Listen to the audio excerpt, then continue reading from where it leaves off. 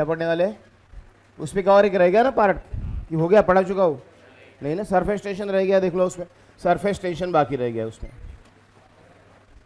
पहले last year तक ना आपको सरफेस टेंशन ही चैप्टर था सिर्फ सिलेबस में, सरफेस टेंशन ही था फ्लूइड मैकेनिक्स में ओनली। और बाकी जितना पढ़े ना हमने हाइड्रोस्टैटिक एंड हाइड्रोडायनामिक्स वो कुछ भी नहीं था, ओनली सरफेस टेंशन ही पोर्शन था और बस 5 दिन में खत्म हो जाता था ये वाला चैप्टर।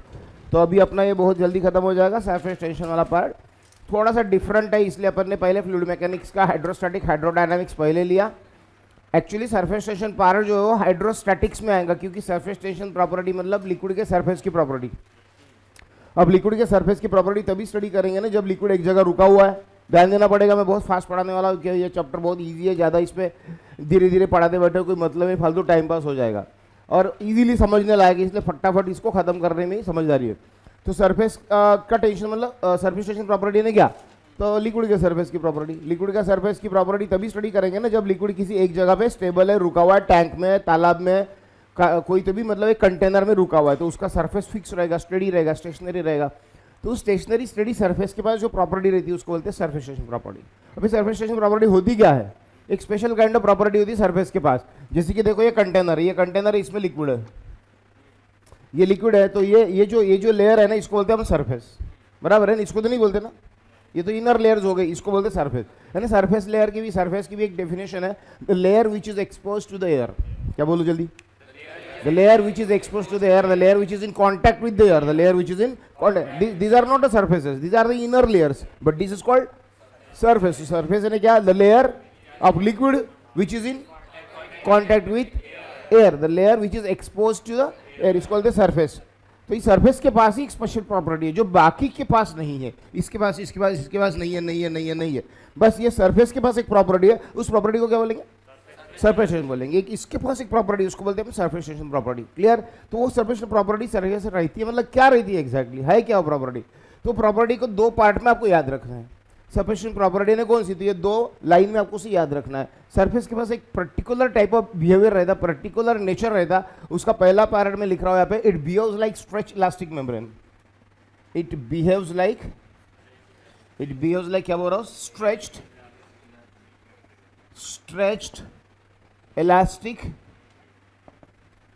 Elastic membrane. समझा क्या कुछ? बोलो क्या?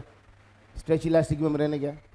इलास्टिक, जैसे रबर को खींचा और छोड़ा तो फटाक से वापस आएगा, वैसा ही सरफेस लिक्विड के सरफेस के पास, ऐसा ही प्रॉपर्टी लिक्विड सरफेस के पास रहता है, स्ट्रेच इलास्टिक मेम्ब्रेन जैसा बिहेव करता है। दूसरा, it tries to reduce, it has tendency, it has tendency to minimize its surface area. It has tendency to minimize its surface area, or it tries to reduce its surface area always. मतलब क्या कि अपना surface हमेशा क्या करने की कोशिश करता है? अपना सरफेस क्या करने की कोशिश करता है? कम करने की कोशिश करता है। ये दो प्रॉपर्टी को ही बोलते हैं उसकी सरफेस प्रॉपर्टी। सो बोलो सरफेस प्रॉपर्टी में दो चीजें याद रहेंगी, लर्न कर डालो है दो line. It behaves like stretch elastic membrane, बोलो it behaves like stretch elastic membrane, और एक बार बोलो it behaves like stretch elastic membrane. दूसरा, इट ट्राइज और it has tendency to minimize it surface area, it tries to minimize it surface area. Okay, वो अपना surface area कम करने की कोशिश कर रही है। ये दो प्रॉपर्टी को बोलते हैं सरफेस टेंशन प्रॉपर्टी। ये दो प्रॉपर्टी की वजह से अपन ने आज तक डे टू डे लाइफ में इतने सारे चीजें अपन ने मतलब एक्चुअली देखी है, अपने डे टू डे लाइफ में अपने सराउंडिंग में इतनी सारी चीजें इसके वजह से होती रहती है, बट आज तक आपने कभी सोचा नहीं होगा कि सरफेस टेंशन प्रॉपर्टी की वजह से हो रहा है करके, कभी नहीं सोचा होगा। अभी एक से एक एग्जाम्पल तुम्हें देता बोलेंगे हाँ सर, पर कभी सोचा नहीं होगा सर ये तो सिलेबस में कभी पढ़ने के लिए आपको आएगा करके। जैसे कि सबसे बढ़िया उसमें क्या एक एग्जाम्पल है ना, ये कंटेनर है, आपको कुछ चीजें करके भी देखनी पड़ेगी, आपने नहीं की होंगी आज तक। तो ये कंटेनर, ये वाटर कंटेनर है, तो इसके ऊपर ना अगर मैं कोई भी अगर ऐसी चीज लेता हूँ जिसकी डेंसिटी मोर देन वाटर है, लाइक स्टील की डेंसिटी मोर देन वाटर की 1000 kg/m3 है, समझ रहे हैं ना क्या बोल रहा हूँ? 1000, और स्टील की 8000 है, 1000 kg/m3 है। तो स्टील की कोई चीज अगर मैं, आयरन से बनी हुई कोई चीज अगर मैं पानी में डालता हूँ तो क्या होगा? Sink into the water, not float, इसमें फ्लोट होगी कि डूब जाएगी, सिंक हो जाएगी। लेकिन अगर आप कभी करके देखो, नीडल ले लो, सुई, जो अपने को लगती है वो वाली। हाँ ठीक है, सुई ले लो, नीडल ले लो, और एक पतली सी नीडल लेके ना उसको अच्छे से यहाँ पे पकड़ो और आराम से जेंटली एकदम वाटर के सरफेस के ऊपर रख दो, तो तैर जाएगी, डूबेगी नहीं। बोले कुछ भी फेंक रहे सर, करके देखो। एक सुई ले लो, स्टेबल वाटर होना चाहिए, ऐसे छलकता हुआ पानी नहीं रहना चाहिए, और उसके ऊपर आराम से वो निडल ऐसी जेंटली जाके रख दो, तो वो निडल तैर जाएंगी। जादू चुप रह गए, ठीक है। सो बिल्कुल तैर जाएगी, बिल्कुल अंदर नहीं सिंक होगी, फ्लोट हो जाएगी, मतलब इसके ऊपर ही फ्लोट हो जाएगी। तो ये काय की वजह से जरा पता है, इसकी वजह से क्यों हो रहा है, क्या हो रहा है, वही तो पढ़ना है इस चैप्टर में। ऐसा क्या हो रहा है कि निडल क्यों नहीं डूब रही? Though it is made of steel, it doesn't sink into the water, it floats on the water. वो फ्लोट क्यों हो रही है, वो सिंक क्यों नहीं हो रही? Because of this property. तो वो क्या होता है, वो तो अपने पढ़ने को टाइम है, एग्जैक्टली क्या होता है पढ़ने को टाइम है, बट ये एक फिनोमेनन इसके बेस्ड है, इसके वजह से हो रहा है। देन देखो, और ऐसे, और इसमें ना बहुत सारे एक्सपेरिमेंट होने वाले बाद में। अगर आपने साबुन का पानी बनाया अलग से और इसमें मिलाया, इसमें धीरे धीरे धड़ाम से नहीं डालना, ऐसा मग्गा भर पानी लेके ऊपर से, ऐसा एक ड्रॉपर वगैरह ले सकते हो, ड्रॉपर रहता है ना, और वो ड्रॉपर से धीरे धीरे इसमें साबुन का पानी मिलाना चालू करो, तो ये ना निडल थोड़ी देर के डूब जाएगी। बट अगर आपने सॉल्ट सोल्यूशन बनाया, नमक का पानी, शुगर का पानी, सॉल्ट सोल्यूशन है, शुगर सोल्यूशन बनाया, तो इसमें अगर पानी डालना चालू किया तो निडल फ्लोट होने में और मदद होगी। ये सब क्या नाटक चल रहा है, देखते धीरे, ये सारी चीजें अपने को डिटेल में पढ़ता ही जाना है अभी आगे, धीरे एक एक करके। तो ये हो गया एक चीज। दूसरा एक एग्जाम्पल आपको देता हूँ कि जैसे कि ये निडल जो है डूब नहीं रही है, इसके ऊपर जो है इंसेक्ट जो रहते हैं, मच्छर भी आराम से पानी के ऊपर तैरते हैं, वो इसलिए तैरते हैं, जैसे निडल तैर रही है ना, मच्छर भी तैरते हैं, मच्छर डूबते नहीं है। लेकिन वो पानी में वो नगर परिषद वाले आते हैं स्प्रे मारने के लिए।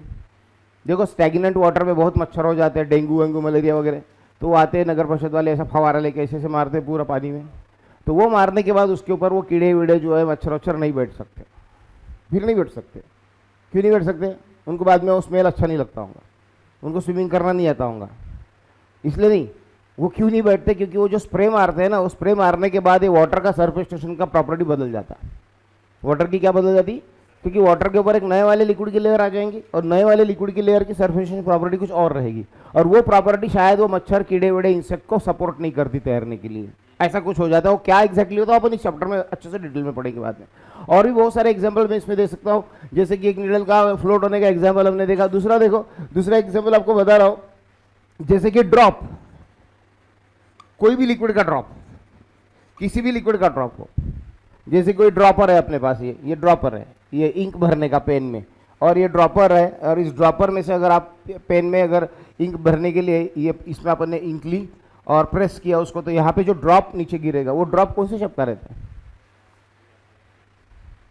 ट्रायंगुलर है क्या किसी के पास ऐसे ड्रॉपर का कोई, जिसमें ट्रायंगुलर से त्रिकोणी मतलब ड्रॉप गिरेंगे नीचे, या सिलेंड्रिकल, या ऐसे है क्या कोई ड्रॉपर है किसी के पास ऐसा?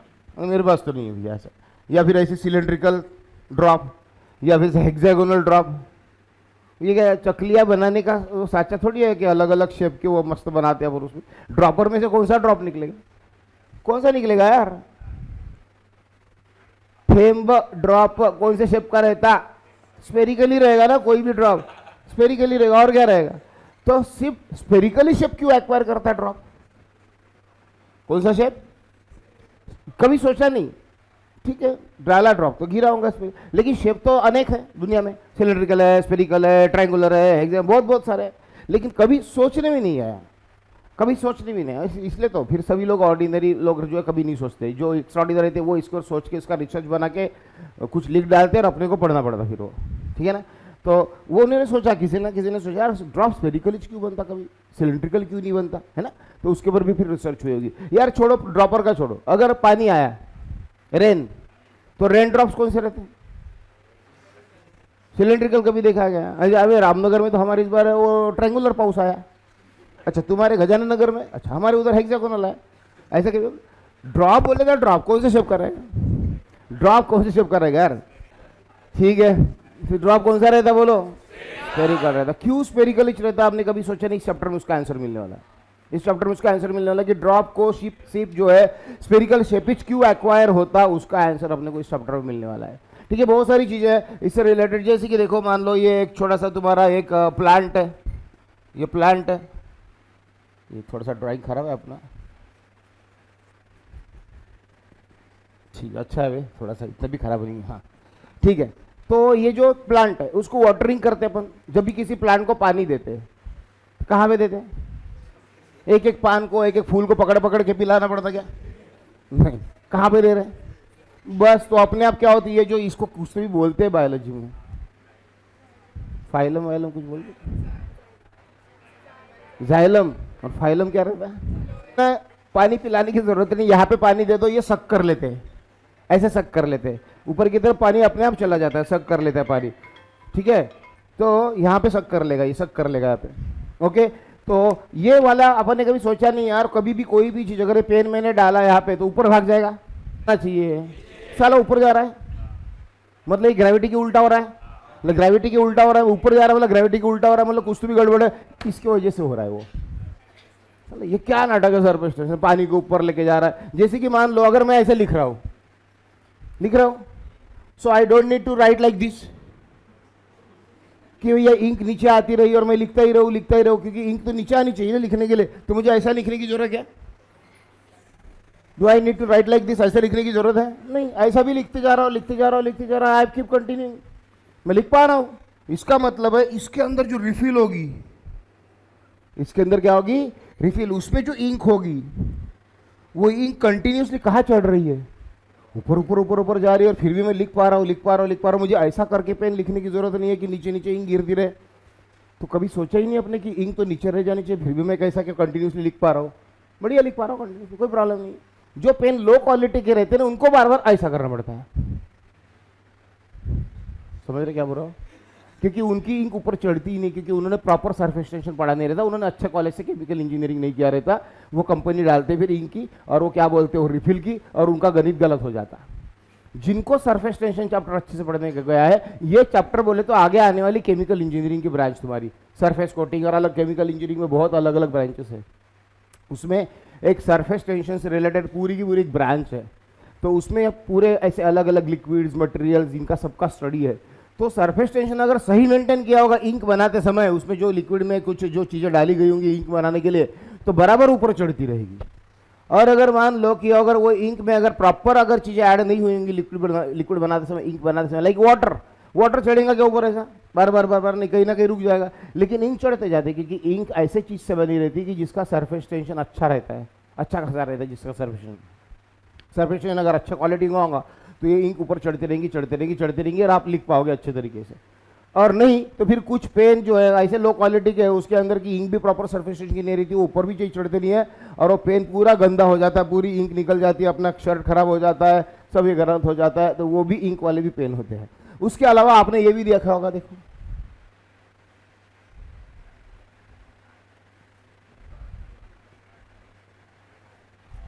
दिया और बाती, सीरियल नहीं अपनी इधर है। ये क्या है तुम्हारा, मतलब एक लैंप पे छोटा सा मतलब दिया है, ये उसमें विक है, ओके। अब मुझे बताओ इसमें ऑयल रहता है, और ये जो अपनी कॉटन वाटन से बनी हुई बात जो रहती है, विक जो रहता है, अब इसमें ये ऑयल कंटिन्यूसली ऊपर सप्लाई होता होगा ना, तभी तो ये दिया जल रहा है कंटिन्यूसली, पूरा ऑयल खत्म होने तक दिया जलता रहता है। कि अपने को दिया को उल्टा करना पड़ता है कभी बीच बीच में? नहीं। तो ये ऑयल कंटिन्यूसली ऊपर जा रहा है, कभी सोचा ही नहीं आपने, कि ग्रेविटी की वजह से तो ऑयल नीचे से रह जाना चाहिए और कभी ना कभी ये दिया बुझ जाना चाहिए, लेकिन इसमें मस्त ऑयल जाते रहता है, ऐसे जाते रहता है, और ये कंप्लीटली पूरा ड्राई होने तक वो दिया जलता रहता है। तो ये जो है, ये भी एग्जाम्पल जो है, ये भी जो हो रहा है वो बिकॉज ऑफ सरफेस टेंशन हो रहा है। That is oil rises in a wick, ink rises in a pen, oil rises in a wick, ink rises in a pen. When we water the plant, those leaves and flowers suck the water themselves, वो अपने आप water को सक कर लेते हैं, फटाक से सक कर लेते, ऊपर पानी चढ़ जाता है, अपने चढ़ जाता है, अपने को ऊपर पानी देने की जरूरत नहीं, वो अपने आप ले लेगा। तो ये सब कुछ जो हो रहा है इसको कैपिलरी एक्शन बोलते हैं। कौन सी? कैपिलरी एक्शन बोलते हैं। इसमें नंबर है, इस कंटेनर में नैरो ग्लास ट्यूब डाल दो, नैरो एकदम पतली वाली, तो पता है क्या, ये वाटर की लेवल देखो कहां पर है, बाहर की इतनी है, इसके अंदर ऐसे पानी ऊपर चला जाता है। कैपिलरी अगर इसमें डालो, कैपिलरी बोलते हैं इसको, पतली वाली ट्यूब को, इसमें अगर कैपिलरी डालो भरक से ऊपर चला जाता पानी, इतने ऊपर, and liquid level outside the capillary is this much, and liquid level inside the capillary is this much, and this much rise, इतना राइज हो जाता है। तो ये कैपिलरी एक्शन है because it is based on the surface tension property, इसलिए ये इसमें हो रहा है ऐसा। ये वो बात भी पतली सी रहती है, उसमें वो ऑयल ऊपर चढ़ता जाता, रिफिल भी एकदम नैरो रहती है, इसलिए वो कैपिलरी एक्शन उसमें होती जाती। हाँ, इतना बड़ा मोटा रिफिल रहेगा तो उसमें जाएगा क्या वाटर ऊपर, वो तो भटकने वाला लिंक नीचे गिर जाएंगे। तो ये सब कैपिलरी एक्शन का कैपिलरी एक्शन। तो इस प्रकार की बहुत बार देखा होगा आपने, लाइक जैसे कि देखो मतलब इंक अगर टेबल पे गिरी होंगी तो अपन एक ब्लॉटिंग पेपर लाते, उसको टच किया तो पूरी इंक सक कर लेता, या चौक अगर इंक पेपर पे गिरी या आपने एक रजिस्टर पे गिरी और रजिस्टर खराब होने वाला, अपन एक चौक उसको लगाते हैं, फटाक से इंक सक कर लेता है, क्योंकि चौक के अंदर कैपिलरीज रहती है, हल्के हल्के छेद रहते, पोरोसिटी रहती है। चौक को डाल के देखो पानी में से हवा के बुड़बुड़े निकलते हैं, क्योंकि चौक के अंदर जो छेद है, ये कैपिलरीज है हल्के हल्के, उसमें वो इंक सक हो जाती है।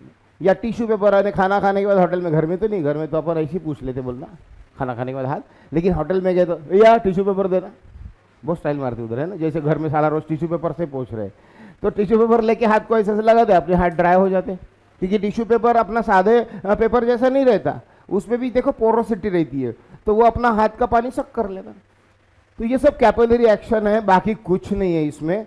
तो ये सारी चीज़ें जो है अपन इस चैप्टर में एक एक करके पढ़ने वाले, बहुत सारी इंटरेस्टिंग फिनोमिना अभी इसमें पढ़ने वाले हैं। इसके अलावा जैसे कि लाइक क्लीनिंग एक्शन, जो आप सोप रहती है, सोप की क्लीनिंग एक्शन मतलब कपड़े हम जो साफ करते धोते हैं, वो सादे पानी में क्लीन नहीं निकलते, लेकिन अगर उन कपड़ों को साबुन के पानी में डाल के धो के निकाला तो कपड़े साफ हो जाते हैं। तो साबुन मिलाने से ऐसा क्या हो जाता है कि कपड़े के ऊपर के दाग जो है, मैल जो है, डर जो है, क्यों साफ होती है, वो अपन पढ़ने वाले। पर्टिकुलर टाइप के लिक्विड आते हैं ग्लासेस को साफ करने के लिए, कॉलिन की बॉटल आती है ब्लू कलर का लिक्विड वाली, जैसे कि अदरवाइज अपने टाइल्स वगैरह फर्श साफ करने के पर्टिकुलर फिनाइल आते, फिनॉल्स आते, लिक्विड आते, उससे ही फर्श साफ होती है। फर्श के ऊपर गिरे हुए दाग जो है बाकी दूसरे तरीके से साफ नहीं होते, दूसरे तरीके से साफ कर चुका हूँ। कैपिलरी एक्शन की वजह से क्या क्या हो रहा है यहाँ पे, और बहुत सारी मैंने लेदरिंग एक्शन ऑफ सोप बता रहा था कुछ, मतलब सोप सोल्यूशन को पानी में घुल मिल करके बाद में कपड़े धोते हैं तो ज़्यादा साफ निकलते हैं, सादे पानी से नहीं निकल सकते। बराबर है, फर्श को एक साफ करने का पर्टिकुलर लिक्विड आता है, केरोसिन से भी कर सकते हो। कोई अगर एक आधे शर्ट पे अगर इंक का दाग गिरा नहीं निकल रहा होगा तो केरोसिन से निकलता है, नहीं तो फिर आपको मालूम ही एकदम ही डर्ट अगर होंगी तो डोमेक्स, हार्पिक, नहीं मालूम डोमेक्स हार्पिक क्या? अरे नहाने के लिए जो लेते हैं, अच्छा नहीं लेते, कोई डोमेक्स हार्पिक से नहाता है क्या? नहीं, कोई एक एक महीने के बाद नहा रहा होगा तो फिर उसको तो डोमेक्स से ही नहलाना पड़ेगा, हार्पिक से नहलाना पड़ेगा। जो टॉयलेट वॉशरूम साफ करने के लिए जो यूज़ करते हैं, बराबर है ना, हाँ, फिर अक्षय कुमार वाली ऐड, फिर डोमेक्स हार्पिक वाली, तो वो उसको डालने के बाद एकदम क्लीन हो जाता चकाचक। साला खाना खाने के वक्त ही लगती है यार वो ऐड फाल।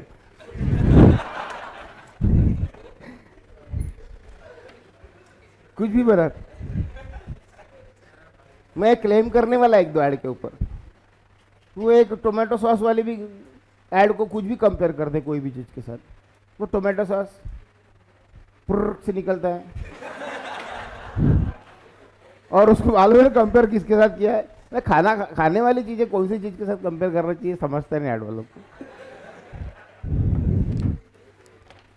ठीक है, तो अभी डोमेक्स हार्पिक्स वाले जो लिक्विड होंगे उसमें भी क्या होगा, कोई ऐसा एक प्रॉपर्टी होगा कि जो पानी जिस चीज़ को साफ नहीं कर सकता है वो केमिकल्स उस चीज़ को साफ कर सकते हैं, मतलब उस केमिकल में कोई तो है, कुछ तो चीज़ है, और वो यही है सरफेस टेंशन प्रॉपर्टी से रिलेटेड सारा एक खेल है। एकदम लो सरफेस टेंशन कर डालते हैं उस लिक्विड का, low very small surface tension, water का सरफेस टेंशन ज़्यादा रहा उससे भी कम सरफेस टेंशन कर डालते हैं उसका। सरफेस टेंशन अगर रिड्यूस कर दिया कोई उसकी चीज़ मिला के तो वो ज़्यादा अच्छे तरीके से चीज़ों को साफ क्यों कर सकता है, वो भी बहुत डिटेल में इस चैप्टर में पढ़ने वाले हैं। ठीक है, तो एक एक करके हम देखेंगे भी आगे। तो चलो, सरफेस टेंशन प्रॉपर्टी में आपको बताया, सरफेस टेंशन प्रॉपर्टी के 2 पॉइंट्स याद रखने हैं। सरफेस टेंशन प्रॉपर्टी के 2 पॉइंट्स कौन से? इट बिहेव्स लाइक, बोलो यार बोलो, इट बिहेव्स लाइक, आवाज नहीं आ रही, कुछ लोग एकदम शांत हो, क्लास के बाहर निकल जाओ नहीं तो मैं भाग जाऊंगा। बोलो इट बिहेव्स लाइक, पूरा ध्यान इधर चाहिए और बोलो, जो भी बोल रहा है लर्न करा के ले रहा है उसका फायदा लो। बोलो it behaves like stretch elastic membrane and it has a tendency to reduce its surface area, खुद का सरफेस एरिया कम करने की टेंडेंसी। और दूसरा क्या? it behaves like stretch elastic membrane, ये प्रॉपर्टी होती है सरफेस के पास। अब सर ने बोला कि हाँ होती है, अपन ने भी बोला होती है, कहाँ होती है, कैसी होती है, कभी देखा नहीं। छोटा सा डेमोन्स्ट्रेशन है, उससे बता देता हूँ, उस डेमोन्स्ट्रेशन के बाद आपको समझ में आएगा हाँ सर होती है। जैसे कि देखो, एक अगर मैंने रिंग लिया, रिंग, एक रिंग है, इस रिंग को ना यहाँ से लेके आता है एक धागा बांध दिया, ये धागा थोड़ा सा लूज बांधना है, टाइट नहीं बांधना है। कैसे बांधना है? अरे आवाज नहीं आ रही, कैसे बांधना है? मुझे फुल रिस्पॉन्स चाहिए। तो अगर आपको पढ़ने में अगर मजा लेना है, मजा लेके पढ़ना है, तो मैं जो भी पूछूँ, कोई फालतू क्वेश्चन क्यों ना पूछूँ मैं, ठीक है, 1+1 भी पूछ लूँ मैं, तो भी 2 जोर से बोलना है। ये नहीं कि तुम्हें आता है करके दिखाना है, मालूम है आता है करके, फिर भी बोलना है, तो मुझे लगेगा बच्चे क्लास में, नहीं तो मैं भाग जाऊंगा। ठीक है, बोलो कैसा बांधना है? लूज बांधना है, डायमेट्रिकली अपोजिट पॉइंट में बांधना है। कहाँ बांधना है? डायमेट्रिकली अपोजिट पॉइंट में। अब इसको क्या करना है? एक सोप सॉल्यूशन लेना है, साबुन का पानी बनाना है और उसमें डुबा के बाहर निकलना है। इसको साबुन के पानी में से डुबा के इसको बाहर निकालेंगे तो इसके अंदर एक सोप फिल्म तैयार हो जाएगी। सोप फिल्म तैयार हो जाएगी, ऐसी ऐसी ऐसी ऐसी ऐसी सोप फिल्म तैयार हो जाएंगे, ऐसी सोप फिल्म तैयार हो जाएगी। और ये सोप फिल्म जब तैयार होगी ना, तो ये धागा लूज होने के कारण, ये धागा कैसा है? लूज लूज लूज होने के कारण क्या होगा ना, वो अलग अलग डायरेक्शन में इधर इधर इधर ऐसा खींचा जाएगा, इधर इधर इधर खींचा जाएगा। लेकिन बाद में क्या करेंगे, मतलब ये जो इधर जो सोप फिल्म है, सोप फिल्म मैंने क्या, सोप फिल्म मैंने क्या, सरफेस मैंने किसको बोलने को बोला? The layer which is in contact with air, the layer which is in contact with air. मुझे बताओ, लिक्विड की जो सरफेस रहता है उसके नीचे की लेयर को अपन सरफेस बोल सकते क्या?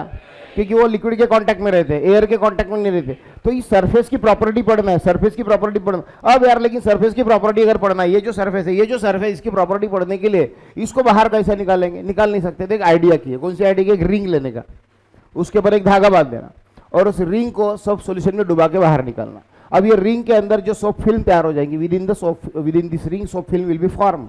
ये सोप फिल्म इधर से एयर के कांटेक्ट में है और उधर से भी एयर के कांटेक्ट में। बताओ इसमें जो सॉल्यूशन तैयार हुआ, सोप सॉल्यूशन, इधर क्या है? एयर, उधर भी क्या है? एयर। मतलब दोनों साइड में एयर है। मतलब एक अच्छे तरीके से मैं इसको क्या बोल सकता हूँ? अरे सरफेस की प्रॉपर्टी चेक करने वाले, कौन सी प्रॉपर्टी इसने दिखानी चाहिए? It behaves like stretch elastic membrane and it has tendency to minimize it. ये दो प्रॉपर्टी देखती है, दिखाती कि नहीं दिखाती, चल देखते हैं अभी अपन। अब ये सरफेस है, इतना इतना मान लो, इतना ये सरफेस ना वो स्ट्रेच इलास्टिक मेम्ब्रेन जैसा बिहेव कर रहा है, बट अपने को दिख नहीं रहा है। यानी ये इसको अपने आप को सरफेस स्ट्रेच करने की कोशिश कर रहा है, मतलब अपने आप को कंप्रेस करने की कोशिश कर रहा है, खुद का एरिया कम करने की कोशिश कर रहा है, बट इसलिए नहीं दिख रहा है क्योंकि इधर का भी कर रहा है। मतलब इधर का सरफेस चाहेगा कि मेरा एरिया रिड्यूस हो जाए, मैं ऐसा रबर जैसा खींचा किसी ने तो फटक से ऐसा हो जाऊं, और इधर का भी सरफेस चाहेगा कि मेरा एरिया कम हो जाएगा, रबर जैसा मैं किसी ने मुझे खींचा तो मैं वापस आ जाऊं। पर दोनों तरफ सेम एक्शन होने के कारण अपने को दिखाई नहीं पड़ रहा है। लेकिन क्या अगर हम एक साइड का फिल्म अगर ब्रेक करेंगे तो दूसरे साइड का एक्शन अच्छे से दिखाई पड़ेगा? अगर मैं इसको अगर इधर की फिल्म अगर ब्रेक कर देता हूं, if the film to the right of AB is broken, if the film to the right of AB, इसको AB बोलता हूं मैं, AB, ये लाइन को AB, if the film to the right of AB is broken, then क्या होगा पता है? दैट थ्रेड जो बांध दिया ना मैंने बीच में, that will be pulled towards left by forming a circular arc. ऐसा आर्क बन जाएगा, फटाक से खींच लेगा इसका इधर का लिक्विड इसको। या फिर if the film to the left of AB is broken, that thread will be pulled towards right. और क्या आप फिर उसके बाद बोल सकते हो कि हाँ सरफेस के पास स्ट्रेच इलास्टिक मेम्ब्रेन और वो एरिया रिड्यूस करने की प्रॉपर्टी थी। तो छोटा सा एक्सपेरिमेंट अपन ने लाया, इसको देख लो अभी, यानी एकदम क्लियर हो जाता है। उसके ऊपर कुछ फिर इंपॉर्टेंट मैं क्वेश्चन प्रॉपर्टी से पूछूंगा। ये रिंग वाला एक्सपेरिमेंट फिजिक्स का कॉन्सेंट्रेट करो, ये मत सोचो कि किसकी लाई होंगी सर, मैडम की है, टेंशन मत लो, ठीक है। ये सब इधर देख, पेन देना है, लिखना थोड़ी, देख अभी इसको नहीं, इसमें दोबारा मैं सोप फिल्म दिखी क्या? दिख रही क्या सच में? ऐसी लेयर दिख रही ना, मैं इसको इधर फोड़ता हूं, ठीक है, तो इधर फोड़ता हूं, ठीक है, मतलब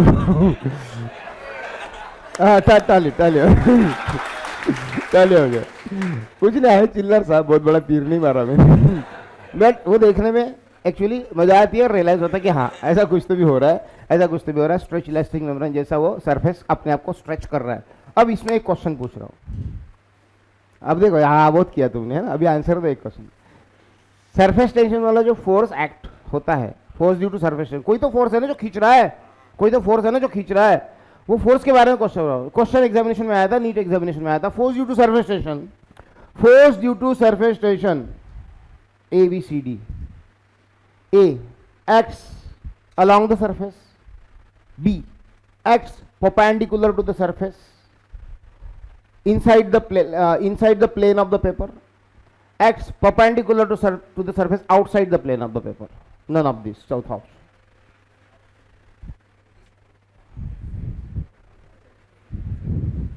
हाँ अभी यहाँ किधर गया चलो बताओ, ऐसे चिल्लर क्वेश्चन है अभी आपको वाला, पर सोच के बताओ थोड़ा सा खुद होके. Force due to surface tension acts, surface tension वाला फोर्स आपको किधर एक्ट होते हुए दिखा, इतना प्रैक्टिकल बता, किधर एक्ट होते हुए दिखा? वो जो फिल्म जो थी उसके साथ परपेंडिकुलर एक्ट होते हुए देखा, इनसाइड या परपेंडिकुलर आउटसाइड इनसाइड, या फिर अलोंग द सरफेस? फिर यहाँ पे तो था कि किस तरीके से हुआ था, देख लो यहाँ पे, अभी भी देख लो. अगर मैं इसको फोड़ता हूं तो ये थ्रेड बाहर भागा क्या, अंदर भाग गया क्या, किधर भागा? वो ऐसा खींच रहा है ना, उसको ऐसा खींच रहा है, या इधर का फोड़ देता हूं तो ऐसा खींच रहा है, मतलब किधर रहता है? Along the surface. यानी सरफेस टेंशन वाला फोर्स किधर रहता है? अलोंग द सरफेस रहता है. आंसर याद रखना है वाला, इसको भी बहुत लोग गलत करने वाले, क्योंकि कभी नहीं होती एग्जामिनेशन में जब ये क्वेश्चन आता है तब. बट आपको याद रखना है force due to surface tension acts along the surface. Experiment, इसको अगर बोला एग्जामिनेशन में कि with the help of example demonstration explain the property of surface tension, अगर ऐसा क्वेश्चन आया तो मस्त इसको लिख देने का, जो जो मैंने समझाया वो लिख देने का, मतलब जो डायग्रामेटिकली जो जो मैं करते गया वो लिख देना. कैसा लिखेंगे, बस इसी को क्वेश्चन बना लेते हैं, लर्न करने की कोई जरूरत नहीं. बोलेंगे form a ring of wire, circular ring of wire, then tie a thread between two diametrically opposite ends of the ring के दो डायमेट्रिकली अपोजिट एंड के बीच में एक थ्रेड बांध देंगे loosely, tie a thread loosely between two diametrically opposite end of the ring. Okay, then dip this ring into the soap solution and take it out. क्या होगा? So film will be formed within the ring. Ring के अंदर क्या तैयार हो जाएंगी? So film form. In the beginning, that thread will be in irregular shape because of presence of liquid surface on both sides. दोनों side में surface होने के बाद ये thread ऐसे irregular shape में रहेगा. But उसके बाद लिखना. Now, if the film to the right of AB is broken, the thread will be pulled towards left by forming arc, circular arc. And if the film to the left of AB is broken, left of AB is broken, the film to the left of AB is broken, then the thread will be pulled towards right by forming again arc. So it shows that this experiment, this demonstration shows that yes, liquid surface is behaving like stretch elastic member. It tries to reduce its खुद का surface area कम करने की कोशिश कर रहा है. It behaves such that it is under certain tension. वो किसी टेंशन के अंडर ऐसा बिहेव कर रहा है जैसे रबर को खींच के रखा, मतलब रबर टेंशन में अभी छोड़ दिया तो मतलब वो लिक्विड सरफेस भी ऐसा बिहेव कर रहा है कि किसी टेंशन के अंडर रहता है, और चांस मिले बराबर अपने आप को क्या करता है, अपना सरफेस एरिया रिड्यूस करने की कोशिश करता है. तो बस इस तरीके से हो गया कि सरफेस टेंशन प्रॉपर्टी सरफेस के पास रहती है. अब यहाँ पर ये प्रॉपर्टी रहती है, ये तो प्रूव हो गया, विश्वास बढ़ गया आपका, बिकॉज अपन ने प्रैक्टिकली देखा. लेकिन अब इस चैप्टर में क्या है आगे ना, क्यों रहती है प्रॉपर्टी, क्या रहती है, उसका सब अपने को एनालिसिस करना है. अभी अपने को सब कुछ पढ़ना है. तो प्रॉपर्टी क्यों रहती है समझने के लिए, सरफेस के पास ये प्रॉपर्टी क्यों रहती है, सरफेस, तो सरफेस के ऊपर भी वाटर मॉलिक्यूल होंगे, सोप सॉल्यूशन के मॉलिक्यूल होंगे, लिक्विड के मॉलिक्यूल होंगे, और वो प्रॉपर्टी सरफेस के बाद बाकी जो इनर लेयर्स रहती है उनके पास रहती है. क्या बोले यार, अरे यस और नो? नो नहीं रहती है. क्यों नहीं रहती है? तो मतलब इसका मतलब होगा कि यहाँ पर के जो लेयर्स है, यहाँ के जो लेयर्स है, ये वाली लेयर और इस लेयर के प्रॉपर्टी में कुछ तो फर्क है. तो अपने को इसके पास वो प्रॉपर्टी नहीं है और इसके पास वो प्रॉपर्टी है, ओनली किसके पास है, सरफेस के पास. तो इनके बीच में क्या फर्क है, क्या फर्क है ये दोनों के, तो वो देखना पड़ेगा. तो वो देखने के लिए जो यहाँ के जो सरफेस के मॉलिक्यूल्स है और यहाँ के जो सरफेस के ऊपर के जो लिक्विड के मॉलिक्यूल, ये जो लेयर के लिक्विड के मॉलिक्यूल है, इनकी मॉलिक्यूलर थ्योरी जाके चेक करना पड़ेगा. कौन सी थ्योरी, मॉलिक्यूलर थ्योरी जाके चेक करना. मॉलिक्यूलर थ्योरी से रिलेटेड छोटे मोटे फंडामेंटल पहले मैं आपको पढ़ा देता हूँ. उसमें आपको पढ़ना है intermolecular force of attraction.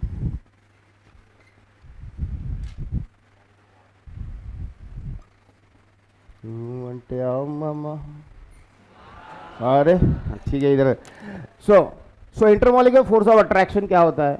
It is a force of attraction between the two molecules. It is a force of attraction between two molecules of liquid. Liquid के दो मॉलिक्यूल के बीच में का जो फोर्स होता है उसको इंटरमॉलिक्यूलर फोर्स ऑफ अट्रैक्शन बोलते हैं. ये जो इंटरमॉलिक्यूलर फोर्स के बारे में बहुत इंपॉर्टेंट छोटी छोटी बातें मालूम चाहिए. उसके ऊपर एक एक लाइन के नीट में, जेई में, सीईटी में क्वेश्चन आते हैं. इसके बारे में कभी कभी पूछ लेते. It is a large range force, it is a short range force. क्या लिखोगे? दो क्वेश्चन दिए, ए और B option. Intermolecular force of attraction is a large range force और short range force. It is short range force. Short range force है जब दो molecule बहुत क्लोज रहते हैं तभी उनके बीच में इंटरमॉलिक्यूलर फोर्स बढ़ रहा है। वाटर का एक मॉलिक्यूल यहाँ पे रखा और वाटर का एक मॉलिक्यूल यहाँ पे रखा, वो आपस में आके चिपक जाएंगे क्या? लेकिन वाटर का अगर एक मॉलिक्यूल, अगर पानी अगर जमीन पे डाला तो उसके नीचे ही पूरा बाकी का पानी भी बहता है ऐसा एक लाइन में। अगर ऐसा पानी अगर अपने फर्श पे गिर गया अपने हाथ से, अगर इतना बड़ा पानी अगर यहाँ पे गिर गया और यहाँ पे मेरा बुक रखा होगा और मुझे लगा कि बुक खराब हो सकता है तो मैं इसको ना थोड़ा सा ऐसा पाथ दे देता हूँ, तो फिर वो पूरा पानी थोड़ा सा इधर बहने लगता है एक के पीछे एक। तो मतलब वाटर के बीच में जो फोर्स ऑफ अट्रैक्शन रहेगा वो कब रहेगा? when those molecules are very close to each other. So it is a very short range force। को कौन सा फोर्स बोले? शॉर्ट रेंज फोर्स बोलेंगे। और इसकी जो रेंज है वो इतनी है, कितनी है? 10⁻⁹ मीटर बोले तो 10⁻⁹ इंटू 10⁻+3, 1 मीटर का 1000 mm।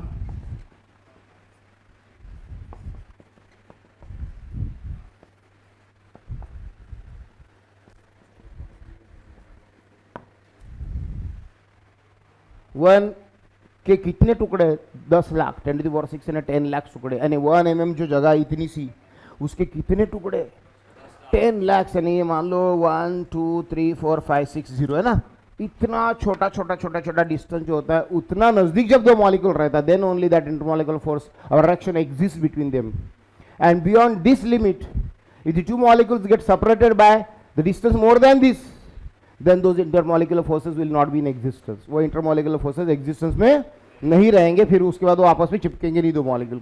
कब चिपकेंगे? सिर्फ जब इतने दूरी पर होंगे एक दूसरे, इतने क्लोज होंगे तो याद रहेगा फिर। और इसको बोलते हैं, इस डिस्टेंस को बोलते हैं मॉलिक्यूलर रेंज। क्या बोलते हैं? Range of molecular attraction. क्या बोलते हैं? ये वर्ड याद रखना है, range of yes molecular attraction. और क्या बोला था? और क्या बोला था? Molecular range. बोलो क्या बोलते हैं इसको, ये डिस्टेंस को? रेंज ऑफ मॉलिक्यूलर अट्रैक्शन और मॉलिक्यूलर रेंज। सो बोलो फिर डेफिनेशन अगर आती है, एक मार्क के लिए 2 मार्क के लिए 4 डेफिनेशन आती है एग्जामिनेशन कभी कभी। डिफाइन द फॉलोइंग टर्म्स करके आता है, बस हाफ मार्क का एक डेफिनेशन। 2 मार्क्स में 4 डेफिनेशन आती है, उसमें से एक डेफिनेशन बहुत बार ये आती है, define range of molecular attraction और डिफाइन मॉलिक्यूलर रेंज। यानी क्या था? क्या लिखोगे? It is the yes very good very good. Range शब्द आया, रेंज शब्द आया कि तुमने अगर ये वर्ड नहीं लिखा कि गए तुम्हारे मार्क्स।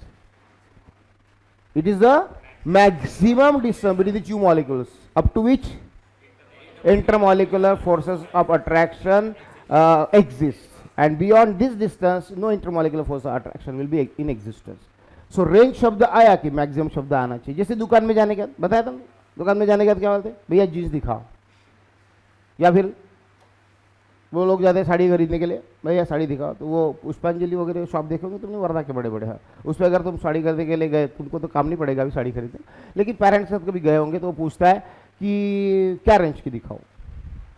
तो अपन ने अगर बोला 1000 रुपये तो बैठ जाओ बोलती तो, अगर बोला 3000 की तो ऊपर के फ्लोर पे जाओ, 5000 की उसके ऊपर के फ्लोर, बोला 10,000 की उसके ऊपर के फ्लोर पे। मतलब अपने को क्या पूछते हो? रेंज पूछते, रेंज। तो रेंज पूछते हैं ना, रेंज का मतलब क्या होता है कि ज़्यादा से ज़्यादा कितने रुपए तक खरीदते। तो रेंज अपन बताते कि भैया काम कर रहा है 1320 रुपये 70 पैसे वाली साड़ी दिखा, ऐसा बोलते हैं। नहीं, एक काम करो भैया ऐसे 2000 तक की दिखाओ, 2000 तक की दिखाओ, मतलब मैक्सिमम कितना? 2000 चलता है मेरे को। सो रेंज शब्द आया ना तो मैक्सिमम शब्द लिखना मत भूलना। एक्चुअली वैसे उसको वैसे पूछना नहीं चाहिए अपने को, एक्चुअली सीधे सीधा वो अगर मराठी हिंदी लैंग्वेज में बोला था औकात पूछता है, बना क्या कि भैया साड़ी खरीदना, क्या औकात है तुम्हारी, ऐसे बोलता है तो एक झापड़ा खाएगा। इसलिए इंग्लिश अच्छा शब्द है, रेंज क्या है बोलता तुम्हारी, यानी समझ लेना गाली दे रहा करके। तो रेंज है ना मैक्सिमम वर्ड यूज होना जरूरी है। बोल क्या बोलेंगे रेंज के डेफिनेशन को? Maximum distance between the two molecules, maximum distance between the two molecules up to which intermolecular forces are effective, intermolecular forces are effective. Beyond this distance, ये molecule यहां से आता 10⁻⁹ मीटर है तो ये मॉलिक्यूल इसको अपने तरफ खींचेगा। हाँ, इसके बाद भर कोई अगर ये मॉलिक्यूल आएगा तो उसको नहीं खींच पाएगा। So beyond this distance intermolecular forces are not effective. Simple सी डेफिनेशन है, उसी मॉलिक्यूलर रेंज भी बोल सकते हैं। लेकिन इंटरमॉलिक्यूलर फोर्सेस 2 प्रकार के होते हैं।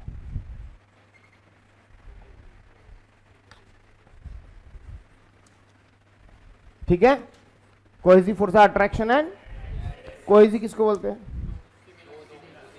Intermolecular force of attraction between the two molecules of same substance, जैसे वाटर वाटर, इंटरमॉलिक्यूलर फोर्स कौन सा? Cohesive. Mercury mercury cohesive. But अगर होगा एक सब्सटेंस दूसरा और दूसरा दूसरा होगा और दोनों के मॉलिक्यूल होंगे अलग अलग दो सब्सटेंस के, तो उनके बीच में तैयार होने वाला फोर्स ऑफ अट्रैक्शन को एडिसिव फोर्स ऑफ अट्रैक्शन बोलते हैं। जैसे कि अगर एक ग्लास में पानी लिया, क्या? अरे ग्लास के ग्लास में बोले तो कांच के ग्लास में पानी लिया और ये पानी फेंक दिया, तो उसके बाद एक ग्लास अंदर से पूरा ड्राई हो जाता क्या? नहीं, नहीं होता, पूरा ड्राई नहीं होता। क्या होता है? ये वाटर तो फेंका जाता ना बाहर इतना, लेकिन जो वाटर काय के कांटेक्ट में आया? ग्लास के कांटेक्ट में, उसके वजह से ग्लास गीला हो जाता, उसके वजह से ग्लास गीला हो जाता अंदर से। इसका मतलब क्या हुआ? ग्लास के कांटेक्ट में जो जो वाटर मॉलिक्यूल है वो चिपक गए। मतलब ये ग्लास, ये जो वाटर का मॉलिक्यूल और ये जो है ग्लास का मॉलिक्यूल, इनमें आपस में क्या है? खिंचाव है, मतलब अट्रैक्शन है। इसलिए जितना पानी ग्लास के कांटेक्ट में आया उतनी लेयर चिपक गई, पानी से ग्लास गीला हो गया। तो मतलब उनमें कौन सा फोर्स है? कौन सा फोर्स है? एडिशन। क्योंकि एक मॉलिक्यूल वाटर का है, दूसरा मॉलिक्यूल ग्लास, लेकिन वाटर वाटर में जो रहता है वो कोहेसिव। बराबर है, याद रहेगा। सो क्या लिखो डेफिनेशन देखो कोहेसिव फोर्स ऑफ अट्रैक्शन की? The intermolecular force of attraction between the two molecules of same substance. And adhesive की? Intermolecular force of attraction between the two molecules of different substances, दो अलग अलग सब्सटेंसेस। ओके, तो हो गया simply cohesive force and adhesive. Mercury बताओ, mercury अगर मैंने कांच के ग्लास में लिया, मर्क्यूरी फेंक दिया, तो मर्क्यूरी से ग्लास गीला होगा क्या? नहीं होता। मर्क्यूरी फेंक दिया तो ग्लास ड्राई का ड्राई ही रहेगा, क्योंकि मर्क्यूरी में क्या है? भयंकर।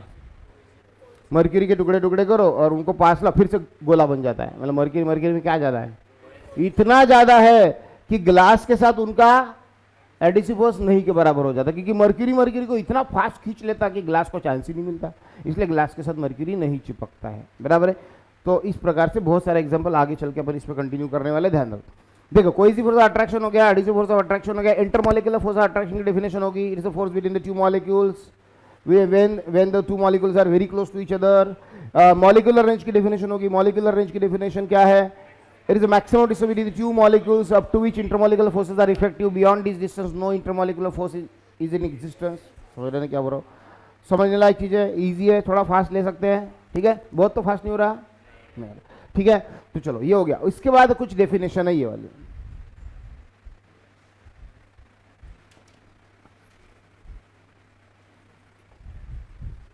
स्फीयर ऑफ इन्फ्लुएंस क्या है?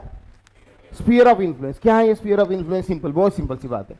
जैसे कि मान लो एक मॉलिक्यूल यहां पर है, ये कोहेसिव फोर्स तैयार कर रहा है, चाहे एडिसिव फोर्स तैयार करे किसी दूसरे वाले सब्सटेंस के साथ, बट कब तक कर सकता है? कितने दूर तक करता है?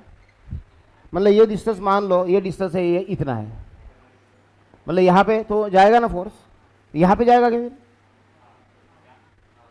अगर ये मॉलिक्यूल इसको खींच सकता है तो इसको खींचेगा क्या? वो तो और ही नजदीक है ना, वो तो खींचेगा ही खींचेगा। तो यहाँ पे इसको खींचेगा तो इसको भी खींचेगा। अच्छा, इसको ही खींचेगा या इधर से इसको भी खींचेगा? इसको भी खींचेगा। मतलब ये सारा क्या बन गया? स्फीयर, सर्कल नहीं, क्योंकि ये मॉलिक्यूल जो है इसको इसको इसको इसको इसको ही नहीं, इसको इसको इसको इसको सबको, मतलब उसके पॉइंट से 10⁻⁹ मीटर दूरी पर के दूर के रेंज के अंदर आने वाले सबको ही वो खींचेगा। बराबर है। तो क्या बन गया? एक, बस उसको ही बोलते हैं स्फीयर ऑफ इन्फ्लुएंस। यानी कब तक उसका इन्फ्लुएंस रहता है उस फोर्स का, उसके बाद इन्फ्लुएंस खत्म हो जाता है। सो डेफिनेशन देखो कैसे लिखना, बहुत सिंपल है। स्फीयर ऑफ इन्फ्लुएंस की डेफिनेशन क्या लिखेंगे? It is an imaginary sphere, कोई सचमुच का स्फीयर वियर नहीं है। It is an imaginary sphere drawn by taking molecule as a centre and radius equal to radius equal to 10⁻⁹ क्यों बोलते हैं? ये बोलो ना, radius equal to molecular range, radius equal to molecular range. बोलो फिर से एक बार, स्फीयर ऑफ इन्फ्लुएंस की definition, it is an imaginary sphere drawn by taking molecule as a centre and radius equal to molecular range और that range of molecular attraction. हो गया तुम्हारा स्फीयर ऑफ इन्फ्लुएंस का डेफिनेशन हो गया। ठीक है, आगे तक।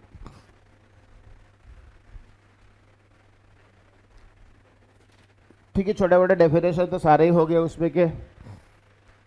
अब क्या है उसमें बताओ, उसके बाद जाते अभी थोड़ा सा बेसिक जो मुझे पढ़ाना था पहले, हाँ बहुत छोटे छोटे डेफिनेशन और बाकी है कुछ छोटे मोटे, वो पहले ले लेता हूँ। और जैसे कि डेफिनेशन है ये डेफिनेशन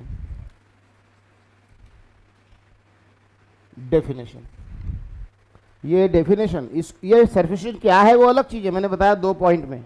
इट बिहेव्स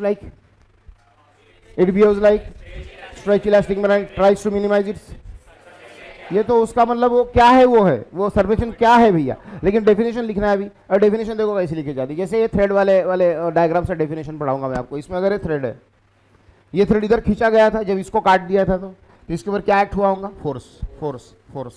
और ये थ्रेड की लेंथ है मान लो L, और इतने सारे फोर्सेस मिलकर ये फोर्सेस तैयार हुए F। तो सरफेस टेंशन किसको बोलते हैं, तो देखो फोर्स मतलब ये मान लो होगा 10 डायन, कितना, न्यूटन में नहीं लेना इस चैप्टर में। इस चैप्टर का unit convenient unit CGS unit है, क्योंकि वाटर सब सॉल्यूशन के पास कितना फोर्स रहेगा यार, बहुत रहेगा क्या। कह रहे जैसे कि वाटर के सरफेस पे मैंने नीडल के बदले इतना बड़ा अगर लोहे का रॉड डाला तो तैरता क्या, नहीं, नीडल हल्की फुल्की रहती इसलिए तैर जाती वो। कीड़ा एक आधा बैठ जा, मच्छर का वेट ज्यादा नहीं रहा इसलिए तैर जाता। एक आधी गाय अगर पानी में वो भी तैरेंगे, वो डूब जाएगी।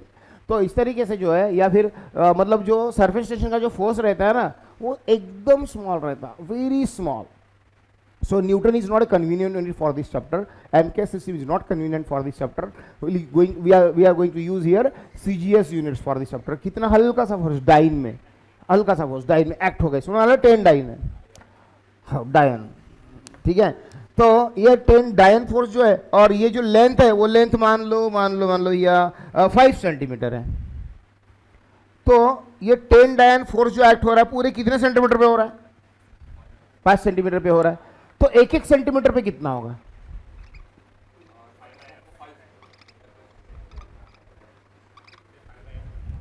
बोलो, 1-1 सेंटीमीटर 2 डायन का आएगा, 2 सही है ना। तो ये 2 डायन पर सेंटीमीटर, इसको बोलते हैं सरफेस टेंशन, किसको बोलते हैं, फोर्स पर यूनिट लेंथ, फोर्स पर acting at right angle, force acting at right angle, force per unit length acting at right angle, force per unit length acting at right angles to the किसको to the imaginary line drawn on the free liquid surface। ये क्या है, imaginary line drawn on free liquid surface. जैसे कि अगर मैंने ये ring ली, उस पर थ्रेड बांधा, थ्रेड को इधर खींचा गया, मतलब इसके ऊपर फोर्स आया, इसके ऊपर फोर्स आया, इसके ऊपर फोर्स आया, इसके ऊपर फोर्स आया, सबके ऊपर फोर्स आया, यहाँ पे फोर्स सबके ऊपर फोर्स आया, ठीक है। तो यहाँ पे जो ये थ्रेड जो मैंने बांधा इसलिए फोर्स आया, और अगर ये थ्रेड नहीं बांधा होता तो क्या मतलब लिक्विड के पास सरफेस टेंशन नाम का प्रॉपर्टी नहीं रहती थी क्या, वो बांध के अपन ने देखा इसलिए वो दिख रही है। बट अगर ये थ्रेड अगर हम नहीं बांधते थे, इसका मतलब ये थोड़ी ना हुआ कि सरफेस के पास लिक्विड के पास सरफेस के पास सरफेस में प्रॉपर्टी नहीं है।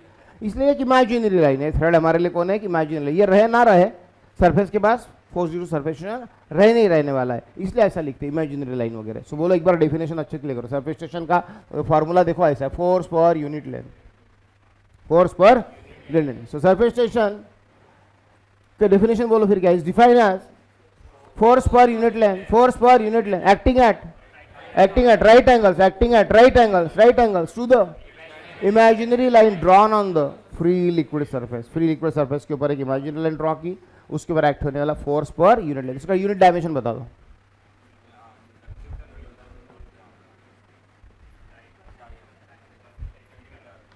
डायमेंशन बताओ, फोर्स का बताओ, M1 L1 T -2, इसका आएगा मीटर का लेंथ का L1, M1 L0 T -2, ये हो गया उसका डायमेंशन। बहुत आसान है, याद रखना, बहुत आसान है इसका डायमेंशन। देन इसके अभी जो सरफेस टेंशन का यूनिट हो गया, डायमेंशन हो गया, डेफिनेशन हो गया, इस प्रकार के यहाँ पर का एक बेसिक स्टडी हमारा कंप्लीट हुआ है। एंड अभी इसके बाद देखो इसका कॉज एक्सप्लेन करने वाला क्वेश्चन है, मतलब explain the property of surface tension on the basis of molecular theory। अब अपने को एक लास्ट क्वेश्चन करना है जिसका कि मॉलिक्यूलर थ्योरी के बेसिस पे बताना है कि सरफेस टेंशन प्रॉपर्टी सरफेस के बाद एक्चुअली क्यों रहती है। अभी तक हमने क्यों रहती है नहीं पढ़ाया, रहती है, बस बताया आपको, एग्जाम्पल से बताया, समझा के बताया, अलग अलग एग्जाम्पल दे के बताया, ये वो रिंग वाला थ्रेड वाला एग्जाम्पल दे के बताया, बट वो रहती क्यों है प्रॉपर्टी वो नहीं बताया। सरफेस के पास ऐसा क्या अलग है कि जो उसके नीचे के लेयर के पास नहीं है, समझ रहे हो? तो वो अभी अपने को पढ़ना है। अभी यहाँ से एक्चुअल स्टडी चालू होगी, अपने इस चैप्टर की ध्यान देना बराबर। तो उसको समझाने के लिए अगर कंटेनर लेना पड़ता, एक कंटेनर लेना पड़ता, कंटेनर में वाटर ले लिया, वाटर ले लो या कोई भी लिक्विड ले लो, ये कंटेनर, इसमें ना मुझे क्या समझाना है बताओ। ये लेयर के पास वो प्रॉपर्टी है कि नहीं है यार? इसके पास भी, इसके पास भी नहीं है, बट इसके पास है। तो मैं क्या करता हूँ ना, इसको डिफ्रेंशिएट करने के लिए, कंपेयर करने के लिए एक मॉलिक्यूल ले लेता हूँ। यहाँ पे बुक वाइज मुझे बताओ ए बी सी ऐसे दिए कि ए बी सी ऐसे, जैसा वैसा है आपको लर्न करने को अच्छा रहेगा।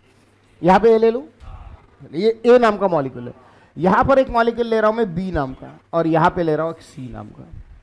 सो तीन मॉलिक्यूल लेके समझाना है फर्क क्या है इस मॉलिक्यूल की थ्योरी में, इस मॉलिक्यूल की मॉलिक्यूलर थ्योरी में, और इस मॉलिक्यूल की मॉलिक्यूलर थ्योरी में फर्क क्या है, वो फर्क समझाने के लिए ऐसी डायग्राम लेना है। सो पहले क्या लिखेंगे, consider 3 molecules in a liquid, consider 3 molecules in water और liquid, molecules A B C, molecule A, B, C, where molecule A is inside, from inside the liquid, molecule is from inside the liquid, molecule B just below the liquid surface, just below the liquid surface, molecule C on the liquid surface। ऐसे 3 molecule लेना है। चलो एक एक molecule की theory देखते हैं क्या फर्क पड़ता है। देखो molecule A is inside the liquid, molecule A के आजू बाजू में कौन है? लिक्विड के मॉलिक्यूल है, और वो भी लिक्विड का है खुद, और उसके बाद बाजू बाजू में सब कुछ कौन है? लिक्विड के मॉलिक्यूल है। Molecule A is from inside the liquid and that's why ये जो मॉलिक्यूल है, ये जो मॉलिक्यूल है उसके ऊपर कौन से फोर्सेस एक्ट हो गए सब तरफ से? कोहेसिव क्या एडिसिव? कोहेसिव क्या एडिसिव? ठीक है, ये भी वाटर है, ये भी वाटर है, सेम सब्सटेंस, कौन सा फोर्स? Cohesive force. तो मान लो कि उस कोहेसिव फोर्स कहाँ तक एक्ट होता है पता है ना? एक स्फीयर निकालते हैं, उस स्फीयर के अंदर जितने भी आगे वो सब मिलकर करते हैं एक्ट, मतलब एक स्फीयर निकालते हैं। ये हो गया इस मॉलिक्यूल का स्फीयर ऑफ इन्फ्लुएंस। इसके अंदर मान लो इधर भी खींचा जाएगा ये मॉलिक्यूल, इधर भी खींचा जाएगा, इधर भी खींचा जाएगा, इधर भी खींचा जाएगा, इधर भी खींचा जाएगा, इधर भी खींचा जाएगा, इधर भी और इधर भी, ऐसी डायग्राम निकालनी। सी ए मॉलिक्यूल के स्फीयर ऑफ इन्फ्लुएंस के अंदर जितने भी लिक्विड वाटर मॉलिक्यूल्स आएंगे, those will act force of attraction called cohesive force of attraction in all direction, and that is equal in magnitude. सारे के सारे फोर्सेस सेम मैग्नीट्यूड के होंगे क्योंकि ये सेम दूरी पर से खींचे जा रहे हैं। So this forces are equally acting on this molecule A. Molecule A के ऊपर ये सारे फोर्सेस इक्वली एक्ट हो रहे हैं in all directions. So the molecule A is acted upon bye, molecule A is acted upon by, molecule A will experience a cohesive force of attraction which is equal in all directions, which is equal in, that's why there is no net force acts on molecule A। समझा क्या? अगर यार इसको ये force इसको cancel कर देगा, ये फोर्स इसको कैंसिल कर, ये फोर्स इसको, उसके कोई नेट फोर्स एक्ट नहीं होगा। Now let us see the theory of this molecule. This is a molecule within the molecular range, within the thickness of layers of molecular range, मतलब ये मॉलिक्यूलर रेंज के अंदर है। मतलब मान लो ये थिकनेस कितनी है, इतनी, इतने रेंज के अंदर का ये मॉलिक्यूल है। इसका स्फीयर ऑफ इन्फ्लुएंस में ड्रॉ करता हूँ तो इसका स्फीयर ऑफ इन्फ्लुएंस ऐसा आएगा, देखो ऐसा आएगा, देखिए जस्ट बिलो द सरफेस है। तो देखो थोड़ा सा पार्ट ऊपर रखना, ज़्यादा से ज़्यादा पार्ट अंदर रखना, क्योंकि सेंटर यहाँ पर है। इसके ऊपर क्या होगा, देखो नीचे कौन है? Water molecule. कौन सा फोर्स आएगा? कोहेसिव। इधर कौन है? Water molecule. कोहेसिव। इधर कौन है? वाटर। इधर कौन है? वाटर। इधर कौन है? Water molecule. इधर भी कौन है? यहाँ तक वाटर। इधर यहाँ तक कौन है? वाटर। यहाँ तक कौन है? ये कौन से फोर्सेस दिखाए मैंने? और यहाँ पे क्या है? एयर है। तो एयर का और वाटर का जो फोर्स बनेगा वो कौन सा बनेगा? एडिसिव फोर्स बनेगा। मतलब ऊपर एयर कौन से फोर्स से खींचेगी मॉलिक्यूल को, और नीचे कोहेसिव फोर्स। नीचे मतलब देखो ये इसके साथ कैंसिल होगा, बट ये थोड़ा कम है और ये थोड़ा ज़्यादा है, ये थोड़ा कम है और ये थोड़ा ज़्यादा है, ये थोड़ा कम है और ये थोड़ा ज़्यादा है। मतलब ये तो छोड़ दोनों, ये दो आपस में कैंसिल हो जाएंगे। बट ये इसके कंपैरिजन में ये ज़्यादा है, तो ये नीचे की तरफ एक्ट हो रहा, और इनका दोनों का पैरेललोग्राम निकाल लो, इसका और इसका पैरेललोग्राम निकाल लो, तो ये भी नीचे आएगा रिजल्टेंट। मतलब इसके ऊपर एक नीचे की तरफ फोर्स एक्ट होगा, कोहेसिव एडिसिव। और ऊपर कौन सा? लेकिन अब कोहेसिव जीतेगा कि एडिसिव जीतेगा? क्यों?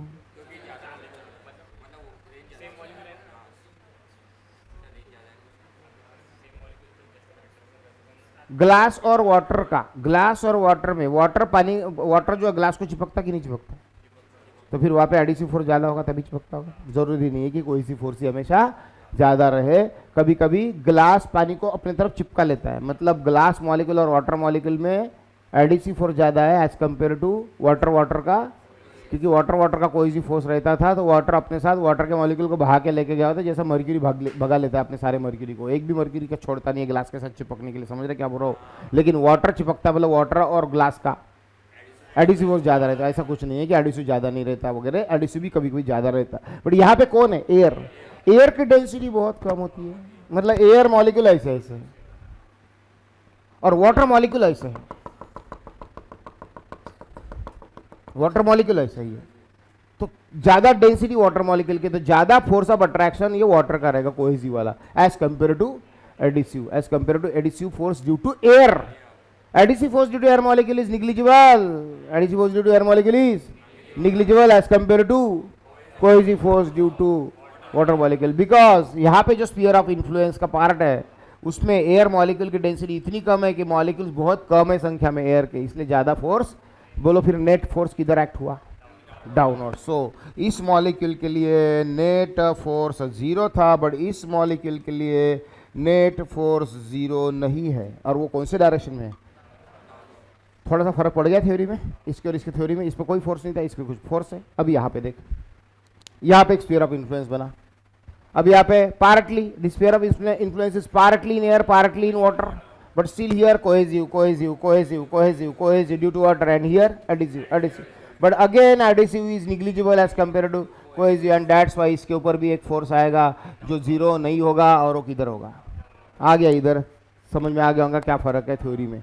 जो नीचे के लेयर्स रहते पानी के, उनके पास जो मॉलिक्यूल्स रहते हैं वो molecule equally attracted in all direction रहते हैं, equally attracted in, that's why no net resultant force acts on them, but the molecule which is just below the liquid surface or just on the surface, they have their sphere of influence partly in air, partly in water, and they will be acted upon by two types of forces, cohesive force of attraction due to water molecule downward and adhesive force of attraction due to air molecule upward. But as the adhesive force due to air molecule is very very small because their density is very small, sphere of influence के अंदर molecule air molecule बहुत कम है संख्या में, but इसमें water molecule ज़्यादा है, which force will be more?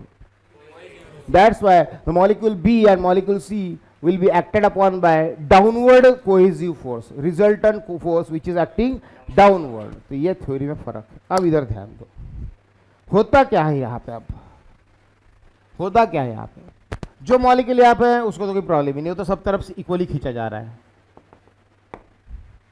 पर जो मॉलिक्यूल कहाँ पे जाने की, यहाँ तक इनको कोई नहीं गिनता, जो टॉप पे जाने की कोशिश करता है उसको नीचे की तरफ खींचना चालू हो जाता है, समझ रहे, इसको खींचना चालू हो जाता कि नीचे की तरफ, नो, बट जैसे ही कोई टॉप पे जाने लगा तो उसकी तंगड़ी खींचने वाले तैयारी से रहते, बराबर है ना। सो अगर कोई यहाँ पे गया है ये वाला मॉलिक्यूल, तो अब इसके ऊपर क्या लगना चालू हो जाता है, डाउनवर्ड फोर्स लगना चालू हो जाता है, यहाँ पे पहुंचे बराबर ही हो जाता है, टॉप पे जाने के बाद तो होता ही होता है, बट जैसे ये रीजन में चला जाता है, वो ये रीजन में जैसे ही चला जाता है ये वाले, तो वैसे ही उसके ऊपर क्या लगना चालू हो जाता है, एक डाउनवर्ड फोर्स लगना चाहिए, बराबर है। कोई अगर टॉप पे जा रहा है तो बाकी लोग तो काढ़े करेंगे, हाउ टू मेक काढ़ी, दैट्स इंडियन टेंडेंसी, तो ठीक है ना। तो ये जैसी ऊपर जाने की कोशिश करेगा तो ये नीचे खींचने वाले तैयार हो जाएंगे, तो ये नीचे खींचने वाले तैयार हो जाएंगे, फिर क्या ये टॉप पे जा ही नहीं पाएंगे क्या, फिर ये कौन है, ये कौन है, गया ना, मतलब फिर भी तो गया ना कोई, फिर कि वाटर को टॉप ही नहीं आएगा कभी, यानी जैसे यहाँ पे मॉलिक्यूल जाने की कोशिश करे तो उसको नीचे खींचना चालू हो जाए तो कोई टॉप पे जाएगा ही नहीं, अरे गया होगा ना कोई, तभी तो वाटर के पास कौन है, मतलब यहाँ पे भी कोई ना कोई गया है ना, मतलब इतना अपोज होने के बावजूद भी कोई ना कोई तो मॉलिक्यूल ऊपर पहुंच ही रहा है, मतलब वो ऊपर पहुंचने के लिए फोर्स के अगेंस्ट क्या करता होगा, अपना फिजिक्स का वर्ड चाहिए, मेहनत करता होगा, हार्डवर्क करता होगा, ऐसा मत बता, फोर्स के अगेंस्ट वो यहाँ तक जाने के लिए क्या करता, वर्क डन करता होगा, मतलब ये फोर्स के अगेंस्ट फिर भी वो यहाँ पे पहुंच जाता है, मतलब that molecule have come up, the molecule has come up on the surface by doing work against the resultant force which was pulling it downward, the resultant cohesive force which was pulling it उनको downward खींचने वाले force के against work करके वो यहाँ पे पहुंचता होगा, मतलब जो भी लोग टॉप पे पहुंचते हैं वो वर्क करके पहुंचते हैं, मेहनत करके पहुंचते हैं, उसका एक बेस्ट नेचुरल एग्जाम्पल है ये, जितने भी मॉलिक्यूल यहाँ पे पहुंचे they have done work to come there, और वहाँ पे पहुँचने के पहले उन्होंने वर्क किया, और वर्क किसी भी बॉडी पे हो, कोई मॉलिक्यूल पे हो या पार्टिकल पे हो, work always stored in the form of, क्या होता है वर्क डन, क्या होता है वर्क डन वेस्ट जाता, क्या वर्क डन वेस्ट नहीं जाता, अगर मैंने मान लो एक पत्थर उठाया, मुझे mg/h वर्क डन लगा, बट ये वर्क डन इस बॉडी में स्टोर हो गया in the form of potential energy. झूठ लगता तो ये पत्थर पैर पे डाल के देखो, पता चलेगा इसके पास एनर्जी थी कि नहीं, तो तुम्हारा पैर इंजोर्ड हो जाएगा। मतलब जो भी चीज पे कोई आप क्या करते हो, वर्क करते हो, that work stored in the body in the form of whatever be the work done on the body will be stored in the body in the form of potential energy. Whatever be the work done on the body will be stored in the body in the form of, तो मतलब ये molecule भी work करके यहाँ पे पहुंचे तो वो वर्क उन्हीं में स्टोर हो जाएगा in the form of potential energy. समझ रहे बात को? मतलब ये सारे जो मॉलिक्यूल्स है उनके पास एक्स्ट्रा पोटेंशियल एनर्जी है as compare to the layers below them, as compare to the molecules on the surface layer below them. इसके नीचे के मॉलिक्यूल भी यहाँ पे पहुंचे, मतलब वो भी वर्क करके पहुंचेंगे, लेकिन थोड़ा कम वर्क किया, तो टॉप पे नहीं जा पाए। इन्होंने तो और कम वर्क किया इसलिए और ऊपर नहीं जा पाए, और इन्होंने और कम किया, मतलब सबसे ज्यादा वर्क कौन करके आए हैं? जो टॉप पे पहुंचे हैं। सबसे ज्यादा पोटेंशियल एनर्जी किसकी? सरफेस की। तो ये क्वेश्चन आता है examination, why surface has a greater energy as compare to the any layer below it. So आप लिखना कि what the molecules which have come up on the surface have done work to come there and that's why maximum potential energy they acquire। उनके पास ज़्यादा से ज़्यादा potential energy रहेंगी। तो surface के पास जो मॉलिक्यूल पहुंचे उसकी पोटेंशियल एनर्जी ज़्यादा रहती है, इसलिए सरफेस की पोटेंशियल एनर्जी सबसे ज़्यादा रहती है। सरफेस की पोटेंशियल एनर्जी सबसे ज़्यादा रहती है। यहाँ तक आगे एक फेज में आगे क्वेश्चन के, अब आगे क्या लिखना है। बट यूनिवर्स का लॉ है, इस नेचर का लॉ है, इस दुनिया की हर body, every body, each body of this universe of this nature tries to minimize its potential energy। आप जिधर भी देखो आपको एक ही चीज दिखेगी, दुनिया की हर बॉडी अपनी पोटेंशियल एनर्जी कम करते हुए दिखेगी आपको। जैसे ये पेन छोड़ा तो कहाँ गिरेगा, तो क्यों, मतलब वो अपनी क्या कम करना चाहता है। अगर एक बकेट पानी अगर टेकड़ी पे ले जाकर डाल दिया तो कहाँ पे बहते हुए आएगा, नीचे ही आएगा।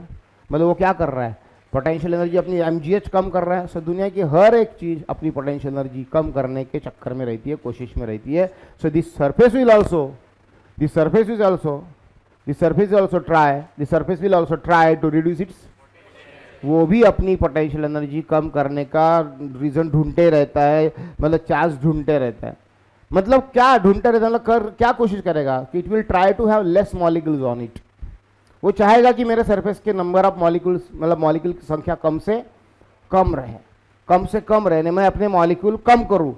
तो जब भी उसे चांस मिलता है अपने मॉलिक्यूल कम करने की कोशिश करता है। लिक्विड का सरफेस कॉन्ट्रैक्ट होता है, कॉन्ट्रैक्ट होता है, मतलब अपने ऊपर के मॉलिक्यूल को वो नीचे की तरफ ढकेलने की कोशिश करता है, नीचे की सरफेस पे डालने की कोशिश करता है। इसलिए उसके पास कभी जब भी अपने को चांस मिलता है कॉन्ट्रैक्टिंग बिहेवियर देखने को मिलता है। जैसे कि इसमें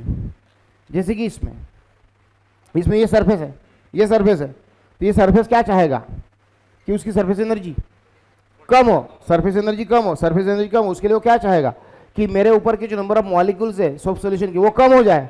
तो जब भी मैं इसको ब्रेक कर देता हूँ, ये इधर का ब्रेक कर देता हूँ, तो वो अपने मॉलिक्यूल, ये वाला कॉन्ट्रैक्ट हो जाता है, ये मॉलिक्यूल ये कॉन्ट्रैक्ट हो जाता है, मतलब इसके जो मॉलिक्यूल है अगर ये कॉन्ट्रैक्ट हो गया, तो ये जो कॉन्ट्रैक्ट हो गया इसने अपने सरफेस को, तो सरफेस तो उतना ही चाहिए, पर उसके मॉलिक्यूल कहाँ उसने भेजे होंगे, नीचे किधर, नीचे किधर, इधर नीचे या इधर। तो बताओ एक रजिस्टर बताओ, तुम्हारा ये बुक बताओ, देना। हाँ इधर। तो अगर ये देखो ये सब फिल्म है, इसके इधर और एक इधर, ये एक सरफेस है और एक सरफेस ये है, ये दो, page number 1 and page number 200, ये उसके सरफेसेस है और उसके अंदर अनगिनत लेयर्स है बीच में जो इतनी छोटी छोटी है। क्या बोलेंगे सर इसके अंदर और क्या हो सकता है इतना पतला? अरे भाई अपन 10⁻⁻9 पे काम कर रहे हैं, 10⁻⁻9 पे काम कर रहे हैं। यानी ये जो आपको दिख रहा है, ये जो आपको दिख रहा है और ये जो आपको दिख रहा है, उसके दोनों के बीच में हजारों लेयर है बीच में, समझ रहे? तो जब ये रिड्यूस होता है तो अपने मॉलिक्यूल अंदर छोड़ देता है, इधर ये भी अपने मॉलिक्यूल इधर छोड़ देता है। तो इस तरीके से वो सरफेस कॉन्ट्रैक्शन बिहेवियर दिखाते हैं और अपने मॉलिक्यूल अंदर के लेयर पे छोड़ने की कोशिश करते हैं। ठीक है, तो ये हो गया surface station and cause of surface station. Cause इसको बोलते हैं, कॉज सरफेस स्टेशन क्यों होता है। इसको देखो, इसको आपको लिखना है अपने मन से, मैं नहीं चाहता इसको लर्न कर करके लिखो। आपको मैं लिखने को लगाने वाला है क्वेश्चन, बट लर्न करके लिखने की जरूरत ना पड़े, एकदम फ्रीली फ्लेक्सिबली रिलैक्स होकर डिस्कस करते आना चाहिए। बोलो explain the cause of surface station, explain the phenomenon of surface station, property of surface on the basis of molecular theory. Question आया, कैसे लिखें? take a container, take a liquid, take a water in a container, liquid in a container, as shown in figure.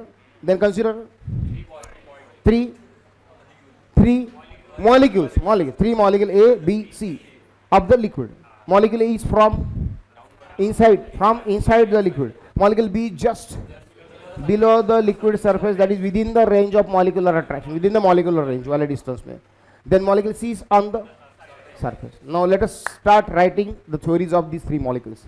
Let us consider molecule A, which is here inside the liquid. That's why it is equally attracted in all direction by cohesive force of attraction. It is equally attracted in all direction by cohesive force of attraction, and that's why it, that net force, no net force acts on it, no resultant force acts on it. Okay, zero. This is the theory of molecule A. Now what about the molecule B? Molecule is just below the liquid surface. Now draw its sphere of influence. You will see that sphere of influence will be partly in air, partly in liquid. So it will be acted upon by two types of forces: cohesive force due to water molecule and adhesive force due to air molecule in upward. But adhesive force due to air molecule is negligible as compared to, because adhesive force due to air molecule, why it is negligible? Because its density is very less, so it doesn't have much molecules. Air के पास ज़्यादा molecules नहीं है, so it will be negligible as compared to this. And that's why the molecule B will be acted upon by downward resultant cohesive force, which will try to pull it down. Okay, this is the theory of molecule B. Now let us see the molecule A, C. Now C is a molecule on the surface. Draw its sphere of influence. It is partially in air and partially, it's partly in air and water. So again, it will be acted upon by two forces. Downward forces due to cohesive force of air, water molecule, and upward due to adhesive force of air. Again, adhesive force due to air molecule will be negligible as compared to cohesive force due to water molecule, and again it will be acted upon by resultant cohesive force which acts down. So ये हो गया दूसरा paragraph अपना. अब इसके बाद क्या लिखेंगे? Hence it is clearly seen that molecule A के ऊपर कोई force नहीं है, no force on molecule A. But once molecule starts entering into that molecular range region, the thickness of molecular region, then it starts experiencing the resultant cohesive force which pull it downward. But still some molecules have reached the surface. It means they have done work against the resultant cohesive force which were pulling them downward, जो उनको नीचे खींच रहा था, उसके against work करके वहाँ पे पहुँचे. And hence so all the molecules which have reached here on the surface have done work, means that work done by them will be stored in them in the form of. So all the molecules have greater potential energy as compared to molecules of any of the layer below it. उसके नीचे के कोई भी layer के molecule के respect to, they have greater potential energy, and that's why surface has greater potential energy. Surface energy is maximum as compared to any of the layer. But it's a law of nature. तीसरे paragraph में क्या लिखना है? But law of nature क्या बोलता है? जिसके पास भी एनर्जी ज़्यादा है वो अपनी एनर्जी कम करने की कोशिश करे. बाउल के ऊपर बॉल रखा तो नीचे गिर जाएगा, बराबर है? मतलब वो पोटेंशियल एनर्जी कम करने की कोशिश करेगा. So it's a law of nature that every body in the nature tries to minimize potential energy. So the surface will also do the same thing. It will also try to have the less number of molecules on it. वो भी चाहेगा कि मेरे ऊपर क्या हो, molecule की संख्या कम हो, इसलिए वो जब भी चांस मिलेगा कॉन्ट्रैक्ट होने की कोशिश करेगा. Will try to contract itself. Okay, and this shows the contraction behavior of the surface, and it is called the property of surface tension. इतना लिखना है. क्लियर? बस इतना ही एंड कर रहा हूँ.